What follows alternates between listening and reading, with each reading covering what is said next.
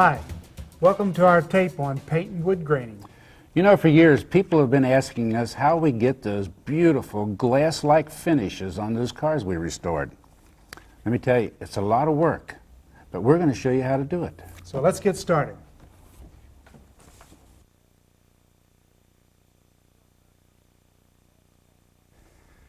Let's talk about some of the tools and the equipment we're going to need when we do this paint work. First thing we always talk about is safety. Whenever you paint, you've got to have a good spray mask. This has charcoal filters. You can't go into a spray booth without one of these. You'll notice that we keep it in a plastic bag. It helps keep these charcoal filters from deteriorating real quick. Next, always use rubber gloves. Whenever you handle any kind of chemicals, those chemicals go into your skin so fast you won't believe it. If you don't take care of your skin, you'll have cracked fingers, not only sore, but you'll have these chemicals getting into your blood system. Now, we have two different kinds of guns here. We've got a siphon gun, and we have a high-volume, low-pressure spray outfit here. For short, they call this an HVLP. We're going to talk about this siphon gun first. If any of you, and I'm sure a lot of you spent time in the military, before they took you out on the rifle range, they made you take your rifle apart. Well, that's what we want to do here. We want to talk about these things and tell you what the gun is all about. This spray head is what puts the fan onto the paint, and it has to be kept clean. We have a little wire here. There are orifices in here that you have to send a wire through to clean these orifices out, or else you're not going to get a proper fan of your paint. This gun is a siphon gun. What comes out of the cup has to be replaced with air, so you have a bleeder here that allows air to go into the cup. You want to make sure that this is kept clean, or else you'll not get any paint out of the end of the gun. Now, the head of the gun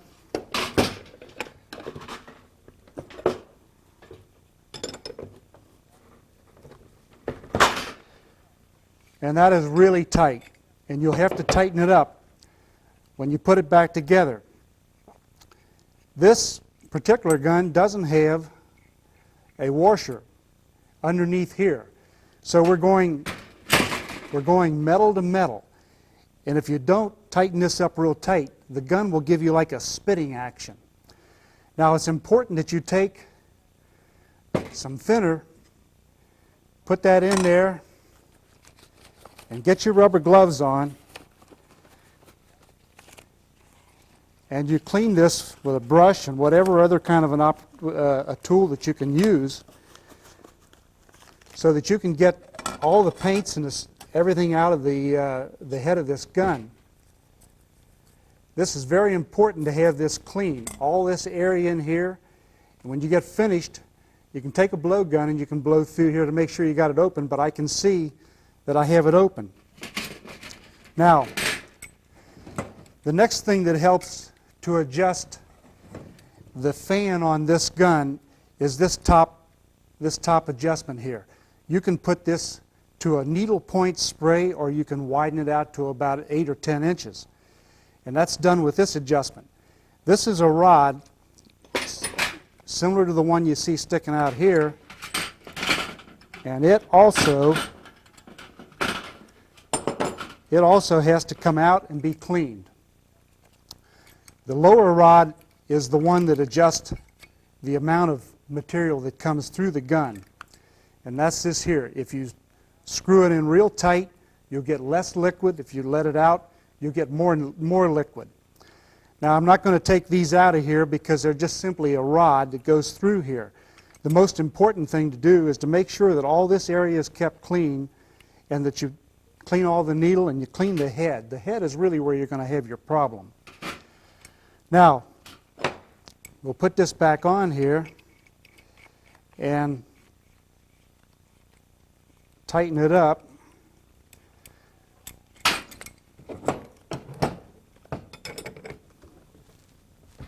And we really have to tighten down on that tight. Put the head back on. And we'll set it back on the gun for the time being. Before we do any more with this gun, we want to talk about this HVLP gun right here. This is a surprisingly neat outfit. It cost about $180, and it does a real good job. I was surprised. It has a quart gun cup just like this in here. The only thing is that this is pressurized. When this unit is used, there's pressure inside this cup. It's not a siphon type gun. And if you were to use this gun and build up pressure in here and then not turn the turbine on and pull the trigger by accident, you would get a little stream of paint. So you want to make sure that whenever you get ready to paint, you got the turbine on first. This does not operate with your compressor, where the siphon gun operates with your compressor, and of course you have to be concerned about water moisture getting into your paint system. Now, if you've got our first tape, you'll remember that we showed you how to set up a compressor to eliminate a lot of your water problems. But with this gun here, you'll shoot, and it comes with its own spray hose, all compact underneath, and it's like a vacuum cleaner hose. You plug it into the turbine here, and it goes right into the top of the gun, and you spray with very little pressure but a lot of volume.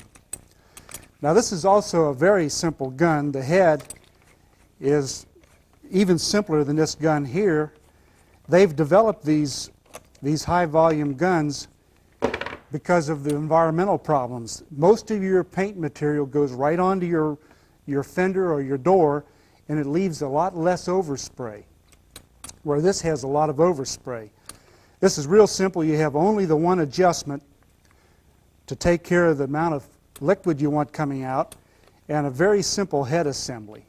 They're really easy to use and easy to work on. I was surprised. Now, in order to show you a spray demonstration, what we're going to use is the siphon gun first, and we've got water in this siphon gun. We're going to be able to show it, otherwise everybody in the room would have to have a mask on. By using water, we can do it without me or anybody else having a mask on. Shooting water through one of these guns is not new. A lot of the trunk paint that is used in some of the 60s model cars is called a splatter paint, that light gray and dark gray mixture. That is a water-based paint.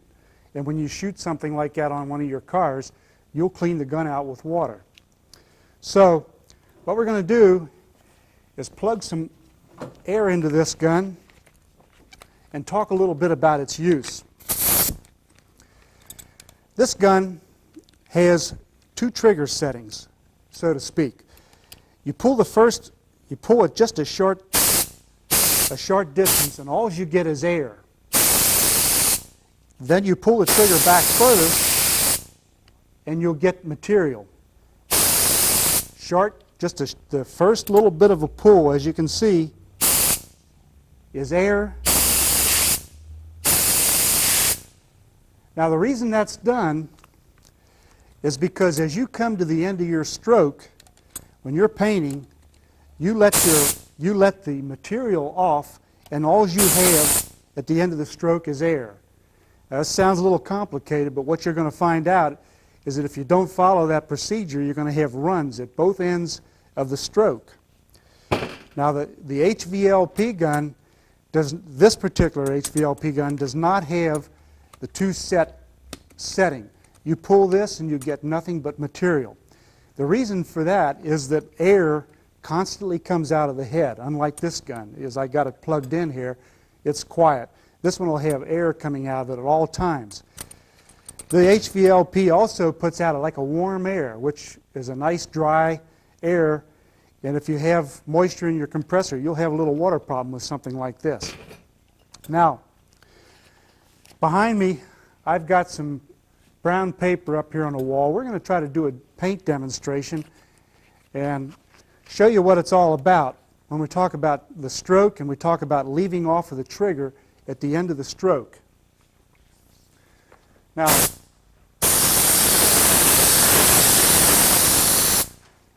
what I'm doing is when I get over here, the only thing that's coming out at the end of the stroke is air. I've let off and let my material off. I only have air. If I were to come to the end of my stroke and stand there like that before I started back again, I would have runs, a lot of runs. So that's the theory of coming to the end of the stroke, let off in the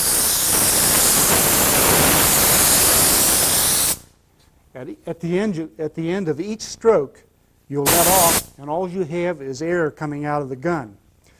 Now, that's important not only to stop the runs, but it's also important to stop a buildup of paint at the end of each stroke. For instance, if I were to take my next stroke and go from here down, that means that between this end and this end, and this end and this end, I have a lot of extra paint. And that's because if I don't let the trigger off, I'll load it up in those areas. And that's going to give you a paint problem. Now this is, I'm kind of doing it in slow motion to try to help you to understand what I'm talking about. But this will kind of be second nature to you. What you'll do is you'll just kind of have it come in second nature to you. Now, when you're using one of these spray guns, you hold it about a foot away, and you hold it straight up and down to whatever you're painting. If you don't, you're going to get an over excess of paint at the bottom of the fan, or you'll get excess paint at the top of the fan. If you were to hold it like this and spray something like this, you would get too much paint at the top of the fan. So you want to try to hold it about 12 inches away, keep it straight to the paper,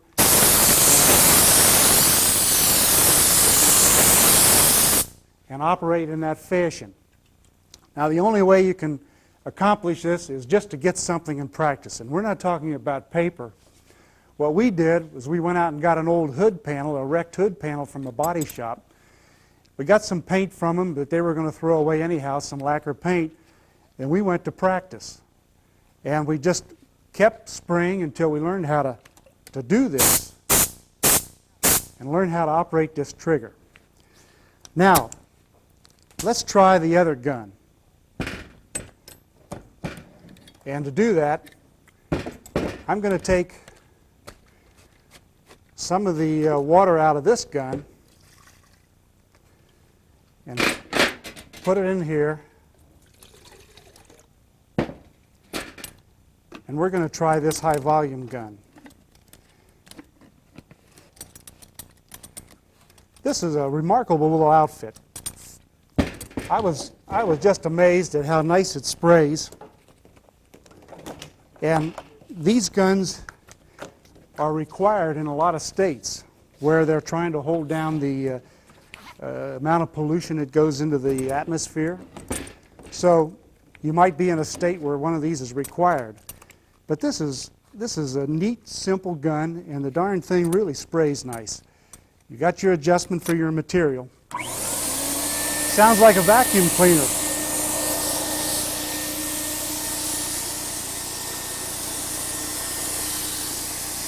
Let me get a dry spot.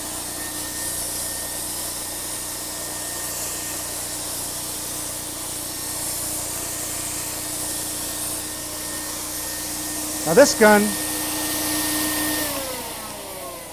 the theory of this gun is the same as the other one, only you have to let your hand completely off the trigger when you come to the end of your stroke.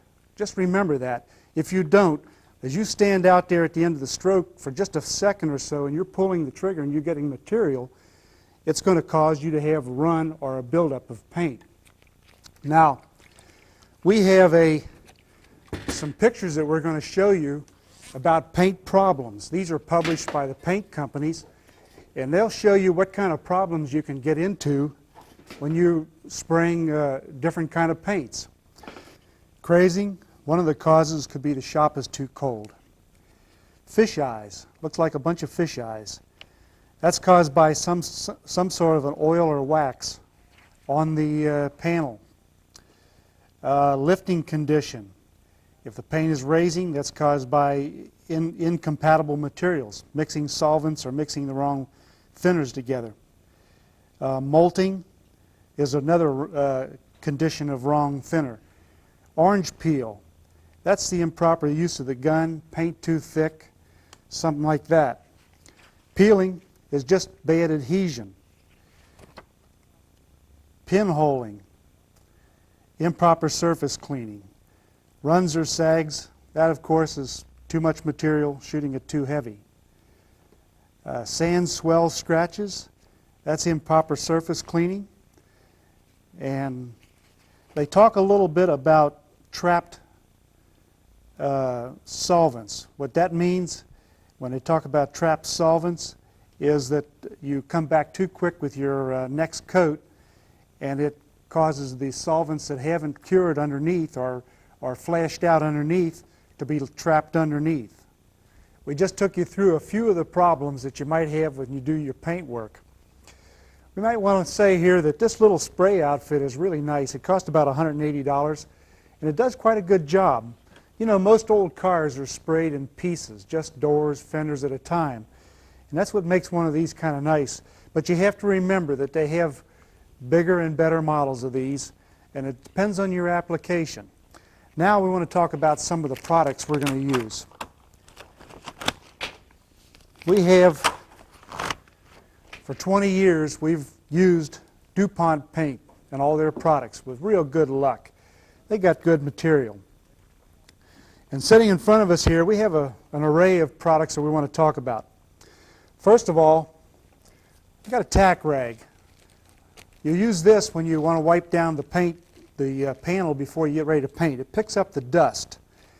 You can use this over and over again by just unfolding it and refolding it. We have some lacquer paint here. We've got a chemical here that is used in addition with this primer. This is what they call a self-etching primer. And what it does, it chemically etches into the steel to get adhesion. If you don't use something that gives you good adhesion, your paint's liable to start falling off. And that's what this is good for. We're going to show you how to use this when we get into the shop. The next item we put over top of this this primer for adhesion is a lacquer primer. Because of the good adhesion, you can use a lacquer primer overall on an automobile. And this lacquer primer fills good and it dries quickly, so you can sand and reprime if necessary. There are quite a few different kinds of thinners. They're used for different applications, like on hot weather, cold weather, real humid days. This is a thinner that is used on a real humid day, for instance. It says right on the can for warm weather. This thinner right here is just a real cheap thinner. We use it to clean out our guns and other things like that, and maybe even use it in shooting and primer. It depends on the weather conditions. We have a sanding block that we're going to use when we block sand the door. Masking tape. You know, it comes in all grades, and if you buy this at the local discount store, you're going to get a bad grade of masking tape. So you want to use a good grade of masking tape, otherwise it won't stick. Plus, it might even let some of the paints go through into the other part of your automobile. Masking paper. For doing paint work, it's a special paper. If you use newspaper or some other kind of paper, you're liable to find that the paint and the solvents go right through and penetrate into the other part of the finish. Now, sandpaper comes in a variety of different grits, and we're going to talk about what different grits of sandpaper we use when we do our door. And there is a thing like this called a scuff pad. They use this a lot around door jambs and in cracks and crevices. It's like a sandpaper, and it comes in a couple of different grits. And you can just simply tear a piece of it off, and you can work around real tight areas with it. It really does a nice job where you can't, bend sandpaper to go into those areas. The last thing we want to talk about is a viscosity gauge. Being a new painter, you really can't guess at how to thin these materials. You ought to start out with a viscosity gauge like this. On every one of these cans, on every one of these containers, they'll tell you how many seconds that it should take for the paint to drain out of one of these viscosity gauges. And it depends on the thinning, of course, how thin you would make the material. And if you find that the material isn't coming out of the viscosity gauge at the right speed, you check this with a watch, you watch it get empty. If it doesn't empty out quick enough, you would have to add more thinner to this to make it sprayable. And this viscosity gauge is necessary, especially when you're using this high volume gun, because it is a completely different kind of a thinning system. The siphon gun is a little bit more tolerant, I should say. But now if you fill this up to the top like I'm doing and you let it go down and you hold a stop or you hold your watch here and you check the amount of seconds. For lacquer they call it for 20 to 25 seconds for this to empty out. And if it empties out in 20 to 25 seconds, you know that you've got this mixed the way it should be so that you can paint it real good. Okay, now we're ready to go to the paint shop. And the first thing we're going to do is we're going to put some of this self-etching primer on the door panel that we prepared. And then we'll come back after this sets up for 15 or 20 minutes and flashes. By flashing we mean that the thinner has a time to evaporate out of this material. Then we'll come back with our regular lacquer primer, and after that's dried, we'll be able to block sand the door and prepare it for color.